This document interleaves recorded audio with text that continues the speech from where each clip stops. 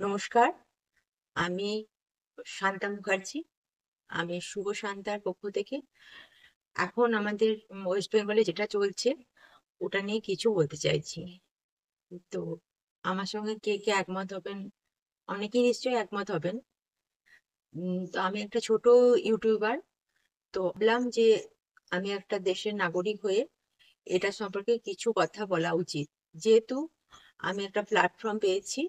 সেই প্ল্যাটফর্মের ভিত্তিতেই আমার কিছু সাবস্ক্রাইবারও আছেন। তো অনেক বড় বড় ইউটিউবার এই নিয়ে কিচ্ছু বলছেন না, শুধু আমরা খানিকগুলো খবরের চ্যানেলের মাধ্যমে এত বড় খবরটা আমাদের চোখের সামনে বারবার আসছে। আর যেহেতু আমি মোবাইলে এটা এখন দেখছি, তাই বারে বারে আমার মোবাইলে এটা চলে আসছে। তো খুবই বেদনাদায়ক, খুবই কষ্টদায়ক, এটা তো বলার কিছু রাখে না। আমিও সন্তানের মা, আমি বুঝতে পারছি যে যার বাড়িতে ঘটেছে তার বাড়িতে কি অবস্থা চলছে। এটার ব্যাপারে আমি কোনো ভিউজ পাওয়ার জন্য ভিডিওটা বানাচ্ছি না। আমি শুধু মানে এটাই বলতে চাইছি যে এরকম ঘটনাটা যেটা ঘটলো, একবারে একটা আকস্মিক ব্যাপার। মেয়েটি আম, ডাক্তারি পাস করে গেছিল।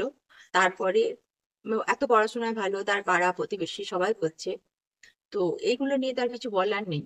কিন্তু দেশের আমাদের পশ্চিমবঙ্গের যে অবস্থা সেটা নিয়ে আমি বলছি। পুলিশ প্রথমেই বলে দিল যে এটা সুসাইড।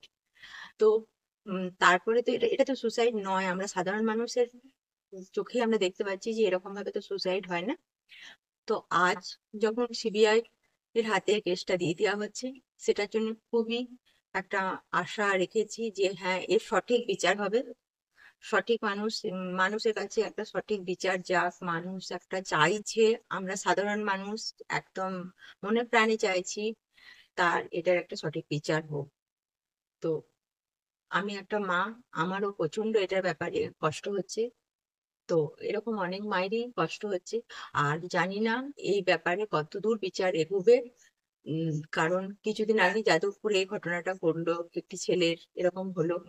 তো তার তো কোনো বিচার আমরা পেলাম না।